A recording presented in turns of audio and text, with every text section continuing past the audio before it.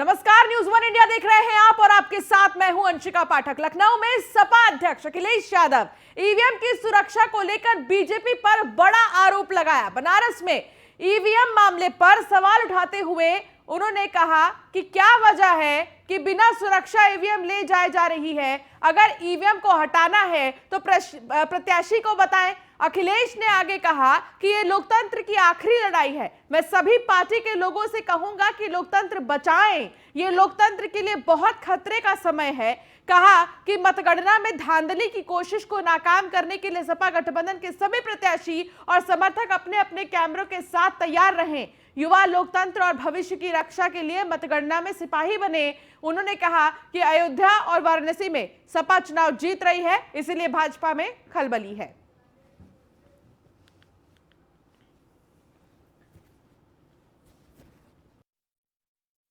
प्रमुख सचिव मुख्यमंत्री आप जानकारी कर लें। अगर आपके डीएम्स कोई जानकार हैं, उन्होंने खुद बताया है कि वहां से लखनऊ से फोन आ रहे हैं कि जहां पर भारतीय जनता पार्टी हार रही हो वहां पर काउंटिंग स्लो हो और रात तक काउंटिंग लेकर के जाइए।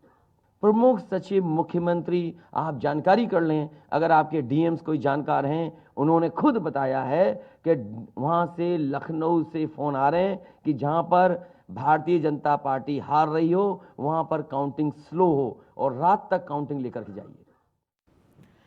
योगी सरकार में मंत्री और लखनऊ कैंट से बीजेपी प्रत्याशी ब्रजेश पाठक ने अखिलेश के तमाम सवालों को लेकर क्या कुछ जवाब दिया, ये भी आपको सुनाते हैं। समाजवादी पार्टी या जिसने विपक्षी दल हैं वो कभी भी स्वीकार नहीं करेंगे। उन्होंने जिस ढंग से गुंडागर्दी करके माफियाओं को लेकर के चुनाव लड़ा है, प्रदेश की जनता ने पास से देखा, उन्हें बुरी तरह से नकार दिया। ये समाजवादी पार्टी या जिसने विपक्षी दल हैं वो कभी भी स्वीकार नहीं करेंगे। उन्होंने जिस ढंग से गुंडागर्दी करके माफियाओं को लेकर के चुनाव लड़ा है, प्रदेश की जनता ने पास से देखा, उन्हें बुरी तरह से।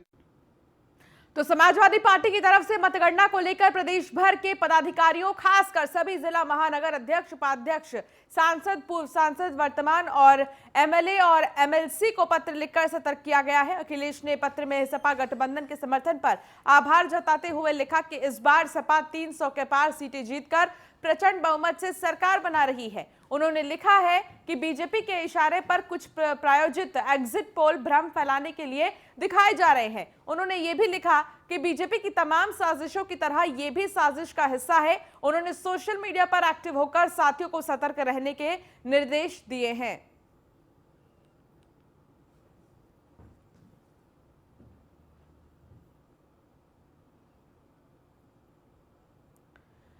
तो सभी एग्जिट पोल के मुताबिक में यूपी में फिर बीजेपी की सरकार बन रही है, जिसको लेकर सुबह सपा के अध्यक्ष ओम प्रकाश राजभर ने ट्वीट कर लिखा कि उत्तर प्रदेश की जनता का जनादेश सपा प्लस सुबह सपा गठबंधन आ रही है। टेलीविजन पर ध्यान न दें, जब तक गिनवाई नहीं तब तक ढिलाई नहीं। ईवीएम मशीन पर रहे हमेशा ध्यान, जब तक गिनवाई नहीं तब तक ढिलाई नहीं।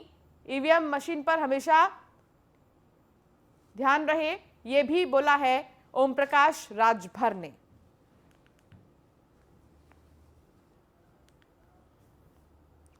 यूपी विधानसभा चुनाव की मतगणना 10 मार्च को होगी, जिसकी तैयारियां जोरों शोरों से शुरू हो गई हैं। तो वहीं दूसरी तरफ सपा हो या बसपा, दोनों ने ही अपने कार्यकर्ताओं को मतगणना स्थल पर स्ट्रांग रूम में रखी ईवीएम की निगरानी के लिए जिम्मेदारी सौंपी है, जिसकी एक तस्वीर कानपुर के नौबस्ता गल्ला मंडी में भी देखने को मिल रही है, जहां सपा बसपा के कार्यकर्ताओं ने 20 फरवरी को हुए मतदान के बाद से ही गल्ला मंडी में बने स्ट्रांग रूम की सुरक्षा के लिए अपने कार्यकर्ताओं को बैठा रखा है। बिठूर विधानसभा से सपा प्रत्याशी मुनिंदर शुक्ल ने कहा कि पूर्व में भी ईवीएम में गड़बड़ी करके बीजेपी चुनाव जीत चुकी है, इसके लिए उन्होंने अपने कार्यकर्ताओं को तैनात कर रखा है। विधानसभा चुनाव अब पूरी तरीके से संपन्न हो चुके हैं। 7 चरणों में होने वाले विधानसभा चुनावों में ये 1 महीने तक पूरी प्रक्रिया चली और अब आगामी 10 मार्च को मतगणना शुरू हो जाएगी, जिसको लेकर आपको बता दें कि समाजवादी पार्टी हो या बहुजन समाज पार्टी, उन्होंने ईवीएम स्थल पर अपने कार्यकर्ताओं को तैनात कर रखा है और साथ ही ईवीएम की सुरक्षा में ये जिम्मेवारी कार्यकर्ताओं को दी गई है कि वो ईवीएम में किसी प्रकार की कोई गड़बड़ी ना हो, इसकी निगरानी करते रहे। देखिए यहाँ पर बहुजन समाज पार्टी का कैंप लगा हुआ है, तो उसके ठीक बगल में ही समाजवादी पार्टी के कार्यकर्ता बड़ी संख्या में यहाँ पर बैठे हुए हैं और लगातार ईवीएम मशीनें, क्योंकि यहाँ कानपुर की नौबस्ता गल्ला मंडी में ईवीएम स्ट्रांग रूम बनाया गया है और इसकी सुरक्षा व्यवस्था का जिम्मा इन्हीं कार्यकर्ताओं के हाथ दिया गया है। हम इनसे बात करने की कोशिश करेंगे और ये जानने का प्रयास करेंगे कि आखिर इतनी बड़ी तादाद में ये लोग यहाँ क्या कर रहे हैं। क्या नाम है आपका? जी, मेरा नाम अर्पित यादव है। मैं जिला अध्यक्ष हूँ समाजवादी युवजन सभा कानपुर ग्रामीण से। अर्पित जी, यहाँ पर आप लोग बड़ी तादाद में बैठे हैं, आखिर क्या कारण है? क्योंकि अब तो मतगणना होनी है, 10 तारीख को यहाँ पर कड़ी सुरक्षा व्यवस्था के भी इंतजाम किए गए, तो आप लोग यहाँ पर इतनी बड़ी, जैसा कि आपके संज्ञान में है, लगातार ईवीएम में कुछ न कुछ हेराफेरी की गई है पूर्व के चुनाव में। इस दृष्टिकोण से हम सभी लोग यहाँ पर समाजवादी पार्टी के जितने भी नौजवान साथी हैं, सब लोग यहाँ पर मौके पर मौजूद हैं और हम लोग इसी मुस्तैदी के साथ 10 मार्च तक यहाँ डटे रहेंगे, क्योंकि 10 मार्च को समाजवादी पार्टी की सरकार आ रही है और भावी मुख्यमंत्री अखिलेश यादव जी पुनः उत्तर प्रदेश के मुख्यमंत्री बनने जा रहे हैं। समाजवादी पार्टी से कानपुर की बिठूर विधानसभा के प्रत्याशी भी यहाँ पर मौजूद हैं। मुनीम जी, यहाँ पर आप बैठे हुए हैं, तो यहाँ पर बड़ी तादाद में कार्यकर्ता है, तो क्या लगता है कि ईवीएम में गड़बड़ियाँ हो सकती है? जैसा कि पूरे देश में, पूरे प्रदेश में पिछले चुनाव में चर्चा रही है कि ईवीएम में गड़बड़ी करके ही बीजेपी ने दिल्ली और लखनऊ की या दूसरे राज्यों में सरकारें बनाई हैं। तो इस बार भी जो एग्जिट पोल दिखाए गए हैं, ये जनता को गुमराह करने का षड्यंत्र किया गया है। ये पूरा देश जानता है कि उत्तर प्रदेश में 10 तारीख को माननीय अखिलेश यादव जी के नेतृत्व में 300 से अधिक सीटें समाजवादी पार्टी लाकर उत्तर प्रदेश में प्रचंड बहुमत की सरकार बनाने जा रही है। उसी के परिप्रेक्ष्य में कार्यकर्ता सजग है, जनता सजग है, कहीं किसी तरह से ईवीएम मशीनों में हेरा फेरी न कर पाएं। समाजवादी पार्टी के कार्यकर्ता हों या बहुजन समाज पार्टी के कार्यकर्ता हों, इनका साफ तौर पर कहना है कि पार्टी के निर्देश के बाद वो लगातार ईवीएम स्ट्रांग रूम की सुरक्षा में यहाँ पर तैनात हैं। 8-8 घंटे की यहाँ पर ड्यूटी देते हुए कार्यकर्ता यहाँ पर 24 घंटे मौजूद रहते हैं। तो वहीं भारतीय जनता पार्टी की बात करें तो भारतीय जनता पार्टी का कहना है कि उन्हें पुलिस पर पूरा भरोसा है और पुलिस अपनी सुरक्षा में तैनात है। सूरज पांडे, न्यूज़ 1 इंडिया, कानपुर। तो कानपुर देहात जिलाधिकारी ने प्रेस कॉन्फ्रेंस कर 10 मार्च को होने वाली मतगणना की तैयारी की जानकारी दी है। तो वहीं एसपी स्वप्निल ममगाई ने बताया कि मतगणना के समय मतगणना स्थल पर सुरक्षा व्यवस्था किसी प्रकार की गड़बड़ी या दूसरे जिले में भ्रामक खबर फैलाकर माहौल बिगाड़ने की कोशिश करने वालों को देखते ही गोली मारने के आदेश दिए गए हैं। विधानसभा चुनाव में इस तरह का आदेश पहली बार उत्तर प्रदेश में दिया, जब गड़बड़ी करने वालों को मौके पर देखते ही गोली मारने के आदेश दिए गए हैं।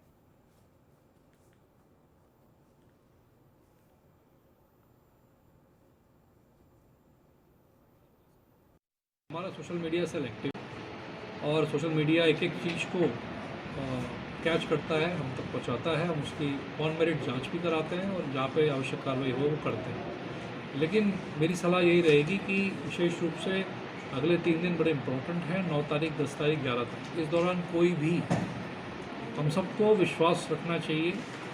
सब प्रेक्षक महोदय भी मौजूद हैं, जनरल ऑब्जर्वर्स। हम सबको विश्वास होना चाहिए हमारी व्यवस्था पे, माननीय निर्वाचन आयोग पे, पुलिस प्रशासन पे, कि सब ऑन मेरिट काम होगा। उसके बावजूद भी अगर कोई असामाजिक तत्व या कोई भी, चाहे किसी भी दल का हो, पार्टी का हो, कैसा भी आपराधिक छवि का तत्व, अगर कहीं से भी कोई भी छेड़खानी करने की कोशिश करता है या बाधा देने की प्रक्रिया कोशिश करता है या अन्य जनपद में कहीं कानून व्यवस्था बिगाड़ने की भ्रामक सूचना देने की कोशिश करता है, तो उस पर कठोरतम कार्रवाई पुलिस द्वारा की जाएगी।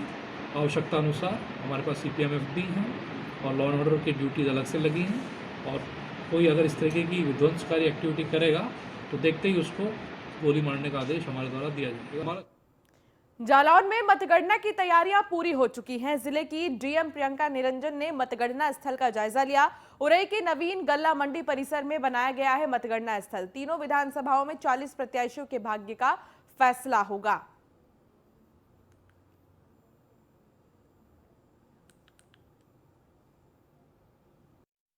तीनों विधानसभाओं में हमने रैंडमाइजेशन के माध्यम से कार्मिक लगाए हैं।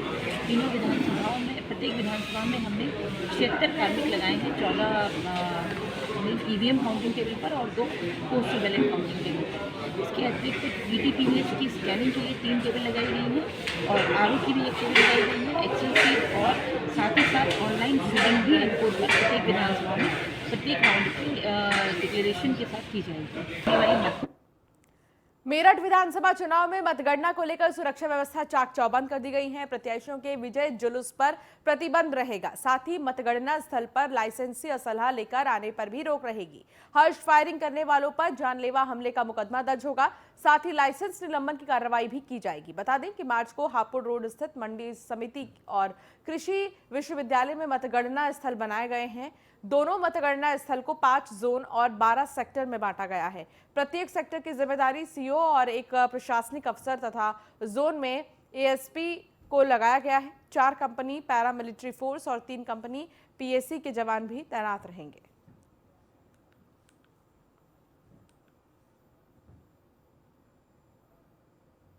दस मार्च को विधानसभा चुनाव के नतीजे सामने आने हैं। ऐसे में ईवीएम की सुरक्षा एक बड़ा मामला बन गया है। इस पर प्रशासन के अलावा प्रत्याशियों ने भी सुरक्षा व्यवस्था चाक चौबंद कर रखी है।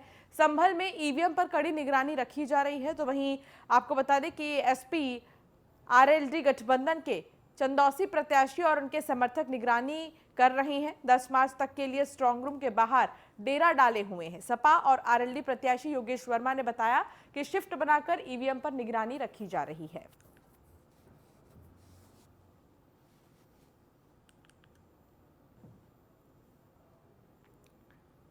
फतेहपुर जिले में 6 विधानसभा क्षेत्र के मतगणना को लेकर एडीएम न्यायिक धीरेन्द्र प्रताप सिंह ने बताया कि 10 मार्च को सुबह 8 बजे से मतगणना शुरू होगी। हर राउंड में गणना के लिए 14 टेबल लगाया गया है और हर राउंड की गिनती पूरी होने पर 1 मिनट में किसको कितने वोट मिले जानकारी उपलब्ध हो जाएगी। साथ ही भारत निर्वाचन आयोग की वोटर टर्न आउट वेबसाइट में भी अपलोड किया जाएगा, जिससे कोई भी जानकारी कर सकता है। मतगणना स्थल में उसी को जाने दिया जाएगा।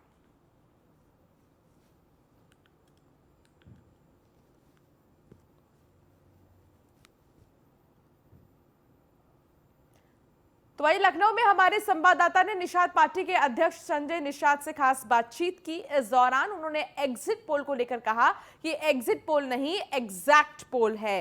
पीएम मोदी और सीएम योगी ने जिस तरह काम किया उसका जनता ने समर्थन दिया है। उन्होंने ओपी राजभर पर निशाना साधते हुए कहा कि ओम प्रकाश राजभर 2017 से पहले 0 थे और क्या कुछ कहा उन्होंने, आपको सुनाते हैं।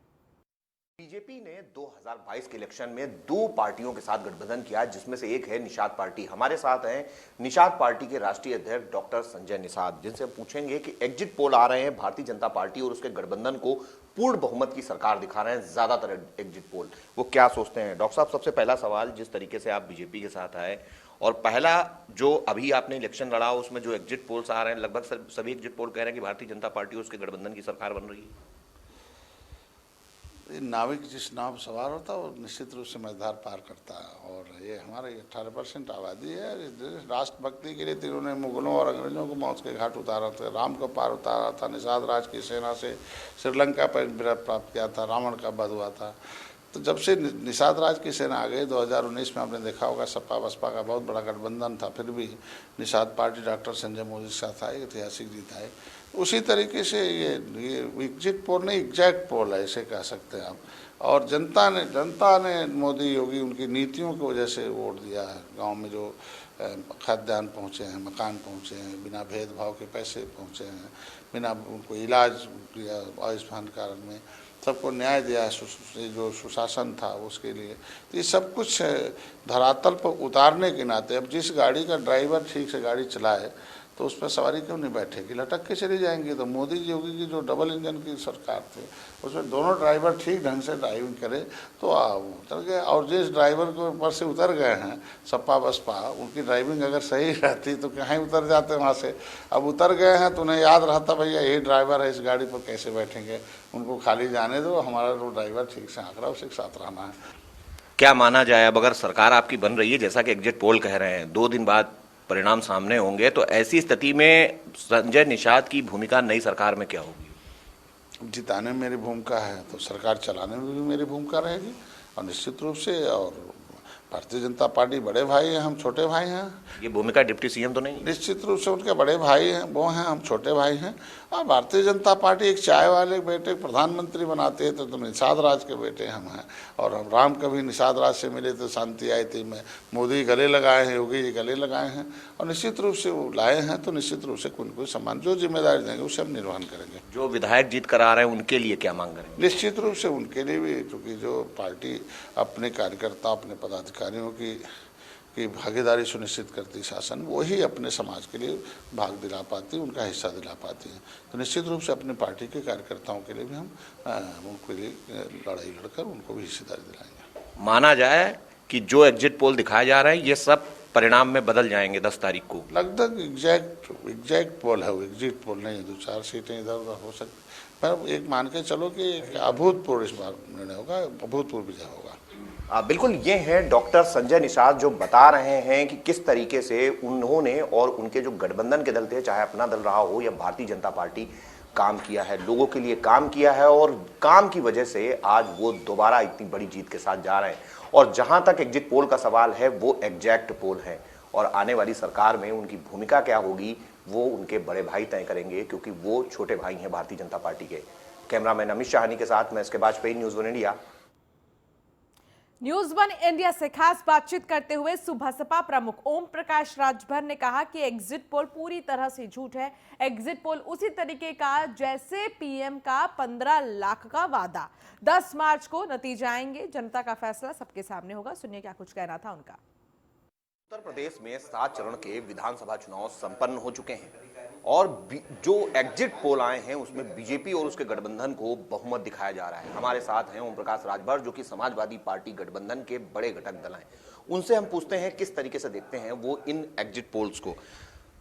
राजभर जी, जिस तरीके से एग्जिट पोल्स आ रहे हैं, आप देख रहे हैं इनको, इसमें बीजेपी की पूर्ण बहुमत की सरकार दिखाई जा रही है और समाजवादी पार्टी और उसके जो गठबंधन दल हैं उनको बहुमत से बहुत पीछे दिखा रहे हैं। देखिए, जो एग्जिट पोल है ये हमारे मोदी जी के 15 लाख का सपना है। जिस तरह मोदी जी ने सपना दिखाया 15 लाख का, उसी तरह का एग्जिट पोल है। दूसरा एग्जिट पोल दिखाने वाले साथी, इन लोगों ने बंगाल में भी एग्जिट पोल दिखाया 2/3 बहुमत बीजेपी को, दिल्ली में 2/3 बहुमत दिखाया, राजस्थान में 2/3 बहुमत दिखाया, और तीनों जगह सरकार बीजेपी की नहीं बनी। बंगाल में ममता दीदी आ गई, केजरीवाल जी दिल्ली आ गए, अशोक गहलोत जी राजस्थान आ गए। वही हाल यूपी का होगा। एग्जिट पोल जो है एकदम पूरी तरह इनका फॉल्स है, कोई दम नहीं है। जो एग्जिट पोल आ रहे हैं ये भारतीय जनता पार्टी कर्मचारी अधिकारियों को संतुष्ट करने के लिए ये अपना माहौल बना रहे हैं। आप देखिएगा जब 10 तारीख को एग्जिट पोल सही आएगा तो 10 तारीख को पहले राउंड की गिनती होगी। आप देख लीजिएगा जब मतपत्र की गिनती का नतीजा आएगा तो रुझान जो आएगा वो कम से कम 400 सीट पर समाजवादी पार्टी के पक्ष में रुझान आएगा। आश्चर्यचकित बता रहा हूं आपको, एक साथ रिजल्ट आया तो 400 सीटों पर पहले मतपत्र की गिनती में रुझान 400 सीटों पर आएगा। ये जो रुझान आप कह रहे हैं आएगा तो शाम तक माना जाए बना रहेगा? कुछ कम होगा, कुछ कम होगा। सरकार बनाने भर पूर्ण बहुमत में रहेंगे। समाजवादी पार्टी और उसके जो गठबंधन दल हैं मिलकर सरकार बना रहे हैं पूर्ण बहुमत की? 100% बनेगी। किसी की हिम्मत नहीं है भाई। हम लोग धरातल पे काम किए हैं तब न बोल रहे हैं। हम तो 3 साल पहले से कह रहा हूं, आज भी कह रहा हूं और 10 तारीख को भी कहूंगा। देखिएगा आपको रिजल्ट मिलेगा। 10 को हम लोग पूर्ण बहुमत की सरकार बनाएंगे। क्या मुद्दे मानते हैं जिन मुद्दों पर आपको लगता है कि समाजवादी पार्टी और उसके गठबंधन दलों का जनता ने साथ दिया, समर्थन दिया और वोट किया? कि पहला तो पुरानी पेंशन से 18 लाख कर्मचारियों ने अपने परिवार को तो दिया ही, अपने रिश्तेदारों को भी फोन से बताया कि वोट देना है साइकिल और छड़ी पर, हैंडपंप पर। एक बड़ा मुद्दा था। दूसरा एक बड़ा मुद्दा आवारा पशु का है, जिसको हम कुरुबिया भाषा में ललका सांड कहते हैं। एक बड़ा मुद्दा किसानों के साथ है। और तीसरा बड़ा मुद्दा जो इन लोगों ने 3 कृषि कानून ला करके जो 13 महीने तक लोग बैठे रहे धरने पर, उस समय न प्रधानमंत्री, न गृह मंत्री, न हमारे सूबे के मुख्यमंत्री, कोई नहीं झांका। तो एक ये बहुत बड़ा मुद्दा था। और प्रदेश में जो पिछड़ों का आरक्षण, दलितों का आरक्षण मोदी जी और योगी जी खत्म कर रहे हैं, ये एक बड़ा मुद्दा है। आरक्षण बचाने के लिए शेड्यूल कास्ट का भी वोट समाजवादी पार्टी गठबंधन को पोल हुआ है। और जो 69,000 शिक्षक भर्ती, 68,500, 72,825, ये जो शिक्षक भर्ती वाला मामला है ये एक बड़ा मुद्दा है और आरक्षण खत्म किया जा रहा है। इससे बैकवर्ड शेड्यूल कास्ट अलर्ट हो गया है। वो अपने आरक्षण को बचाने के लिए, अपने संविधान की सुरक्षा के लिए वो पूर्ण रूप से समाजवादी पार्टी के साथ। बिल्कुल, ये हैं ओम प्रकाश राजभर जो कह रहे हैं कि 10 तारीख को समाजवादी पार्टी और उसके गठबंधन दल मिलकर पूर्ण बहुमत की सरकार बनाएंगे और हम अपनी सरकार बनाने को लेकर पूरी तरीके से आश्वस्त हैं। जो एग्जिट पोल चल रहा है ये गलत होगा और समाजवादी पार्टी गठबंधन को जनता ने जिताया है। कैमरामैन अमित शाहनी के साथ मैं इसके Vajpayee, news on India, Lucknow. Sapa अध्यक्ष अखिलेश यादव की प्रेस कॉन्फ्रेंस हुई और प्रेस कॉन्फ्रेंस पर यूपी बीजेपी चुनाव सह प्रभारी अनुराग ठाकुर ने पलटवार करते हुए क्या कुछ कहा, ये भी आपको सुनाते हैं। अखिलेश जी चुनाव के दौरान भी समझ गए थे कि लोग समाजवादी पार्टी की ओर गंभीर नहीं, क्योंकि पहली सूची उनकी जारी हुई थी तो उसमें जेल और बेल वाले ज़्यादा थे, उम्मीदवार कम, जनता की उम्मीदों पर वार करने वाले ज़्यादा थे। मैंने तब भी आरोप लगाया था, उसके बाद उनकी कोई लिस्ट जारी नहीं हुई। एक के बाद दूसरी घटना घटी, वहाँ पर पुराना चरित्र, चाल चरित्र और चेहरा ही समाजवादी पार्टी का नजर आया। और चुनाव के आखिरी दौर में मैंने कहा था कि ये जो अखिलेश जी नई हवा है, नई सपा की बात करते हैं, आप 10 मार्च का इंतज़ार कीजिए। ये वही हवा है, वही सपा है, जनता जिनसे खफा है, मन बना लिया करना इनको दफा है। और 10 मार्च को अखिलेश यादव जी कहेंगे ईवीएम बहुत बेवफा है। और 10 मार्च का भी अखिलेश जी ने इंतजार नहीं किया, 8 को ही कहना शुरू कर दिया ईवीएम बेवफा है। अयोध्या से जगत गुरु परमहंस महाराज वृंदावन पहुंचे, जहां पर उन्होंने बीजेपी सरकार के पूर्ण बहुमत में आने के लिए हवन यज्ञ किया। इस दौरान अन्य जिलों को जगत गुरु परमहंस ने कहा कि अलग अलग जगहों पर पूजा पाठ करें, तमाम जो महंत हैं और तमाम जो संत हैं वो पूजा पाठ करें। सुनिए। उत्तर प्रदेश में 2022 विधानसभा चुनाव को लेकर तरह तरह की स्थितियां सामने आ रही हैं। आपको बता दें कि अंतिम चरण का 7 तारीख को यानी कल जो है मतदान हो चुका है, उसके बाद 10 तारीख रिजल्ट का इंतजार है। उसी के चलते आज जो है वृंदावन में पहुंचे हैं जगत गुरु परमहंस महाराज जी। ये आपको बता दें कि पूर्व में भी हिंदू राष्ट्र को लेकर एक नदी में जल समाधि के लिए घोषणा किए थे, लेकिन किसी कारणवश नहीं कर पाए। तो उसी को लेकर जो है भाजपा को पूर्व बहुमत में सरकार बनाने के लिए 108 अभी तक 108 जो है यज्ञ कर चुके हैं। उसी के चलते 108 यज्ञ की जो पूर्ण आहुति है जो वृंदावन में दी गई है, उनसे बात करना चाहेंगे कि किन मुद्दों को लेकर उन्होंने 108 जो इन्होंने हवन किए वो क्या, उनके प्रमुख मुद्दे क्या हैं और आगे की रणनीति क्या है। महाराज जी देखिए, ऐसा भारतीय जनता पार्टी ने जो एक नारा दिया कि सबका साथ, सबका विकास, सबका विश्वास, सबका प्रयास, ये बहुत बड़ी बात है। हम धन्यवाद देना चाहते हैं आदरणीय प्रधानमंत्री श्री नरेंद्र मोदी जी को, जिन्होंने इस राजनीति को जो जातिवाद, परिवारवाद और तुष्टीकरण के दलदल में धंस चुकी थी, जितनी पूर्ववर्ती सरकारें थी सब तुष्टीकरण की राजनीति करती थी, दंगा फसाद की राजनीति, हिंसा की राजनीति, लेकिन मोदी जी ने एक राष्ट्रवाद की स्थापना किया। अब हर व्यक्ति जो है अपने देश के लिए सोचने लग गया है। तो इसलिए हम लोगों को लगा कि राष्ट्रवादियों की सरकार को फिर से हम लोग सपोर्ट करें, और हमने जो है तो रक्षा मंत्री भी राजनाथ सिंह जी का भी मंच साझा किया और योगी जी के नामांकन भी गए, हमने जगह जगह प्रचार भी किया और 1008 हमने हवन का संकल्प लिया था कि योगी जी दोबारा मुख्यमंत्री बनेंगे, और ये बिल्कुल एग्जिट पोल में भी डिक्लेयर कर दिया है। और हम लोग तो हवन पूजा पाठ कर ही रहे हैं। ये जो दैवी शक्ति है, आध्यात्मिक शक्ति, उसका भी हम लोग जो है तो प्रयोग कर रहे हैं और वैसे प्रचार भी कर रहे हैं, क्योंकि देश राष्ट्र ही सर्वोपरि। सन्यासी का मतलब है जो देश के लिए जिए और देश के लिए मरे।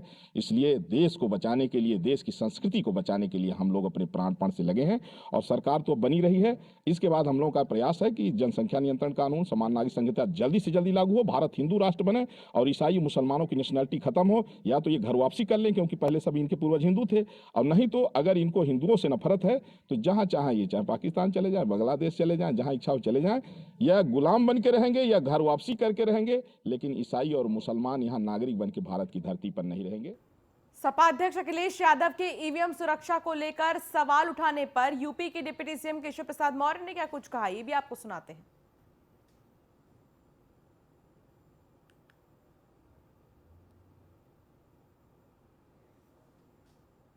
तो लगातार ईवीएम को लेकर सवाल उठ रहे हैं लेकिन इस बीच आपको थोड़ी देर में सुनाएंगे क्या कुछ कहना था डिप्टी सीएम का।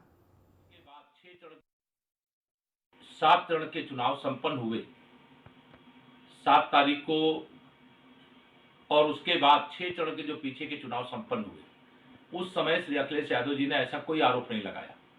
7 चरण के चुनाव के बाद जो अलग अलग चैनलों एजेंसियों के माध्यम से एग्जिट पोल आए, जिसमें भाजपा एक बार फिर से बड़े बहुमत के साथ सत्ता में वापसी कर रही है, उसके बाद उनके गुंडे, उनके अपराधी, उनके तथाकथित गठबंधन कहूँ हठबंधन करने वाले जो उनके साथी सहयोगी हैं, वो सब बौखलाए हुए और उनके आरोप निश्चित तौर से माहौल को खराब करने की कोशिश है। श्री अखिलेश यादव जी, मैं आपसे कहना चाहता हूँ, धैर्य रखो।